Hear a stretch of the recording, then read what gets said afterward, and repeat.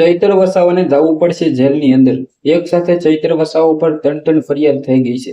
ઝઘડિયા બબાલ તમે બધા લોકોએ જોયું હતું કે 2-3 દિવસ પહેલા જે ચૈત્રભાઈ વસાવા જે ખુલ્લેઆમ લાફાવાળી થઈ હતી, આ બબાલને લઈને હાલ ચૈત્રભાઈ વસાવા ઉપર એક સાથે ત્રણ ફરિયાદ થઈ ગઈ છે. શું સૌથી મોટા સમાચાર મળી રહ્યા છે પ્રોપર તમને બધા લોકોને આ વિડીયોની અંદર જાણકારી બતાવવા જઈ રહ્યો છું. નમસ્કાર મિત્રો, એક નવો વિડીયોમાં તમારું સ્વાગત છે.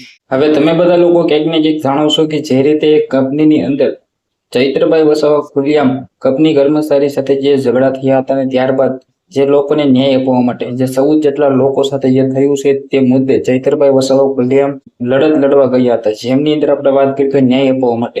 હવે ચૈત્રભાઈ વસાવા ત્યાં ઝઘડ્યા હતા, તમે બધા લોકોએ વિડીયો જોયો, લાફાવાળી થઈ હતી. પરંતુ આ મુદ્દે હાલ ચૈત્ર વસાવા ઉપર એક સાથે ત્રણ ફરિયાદ થઈ ગઈ છે. શું થઈ છે એ તો ખબર નથી, પરંતુ શું ચૈત્રભાઈ વસાવાએ જવું પડશે જેલની અંદર? ચૈત્રભાઈ વસાવા તમે બધા લોકો જાણો છો કે વારા ઘડીએ ઘણીવાર જેલની અંદર જાય છે, પરંતુ આ વખતે તેના ઉપર ત્રણ ફરિયાદ થઈ છે. આ ફરિયાદને લઈને ચૈત્ર વસાવાને શું જવું પડશે જેલની અંદર? જી હા મિત્રો, વાત કીધું ક્યાંક ને ક્યાંક હવે આપણે જોઈ જેવું એ રહેશે કે આવનારા ટાઈમની અંદર સૌથી મોટો ખુલાસો થાય છે. ચૈત્ર વસાવા શું કહે છે, પોલીસ સાહેબો શું કહે છે, શું ચૈત્ર વસાવાને હાજર થવું પડશે જેલમાં? જે પણ અપડેટ આવે તમારા સમક્ષ પહોંચાડવાની જિમ્મેદારી મારી. અત્યારે સબસ્ક્રાઇબ અવશ્ય કરી દેજો, વિડીયો શેર કરી દેજો. હવે ચૈત્રભાઈ વસાવા શું તેને જેલમાં જવું પડશે? શું આ કેસને લઈને આવનારા ટાઈમની અંદર સૌથી મોટો ખુલાસો થશે? જે પણ આવશે અપડેટો તમારા સમક્ષ પહોંચાડ કરીશ.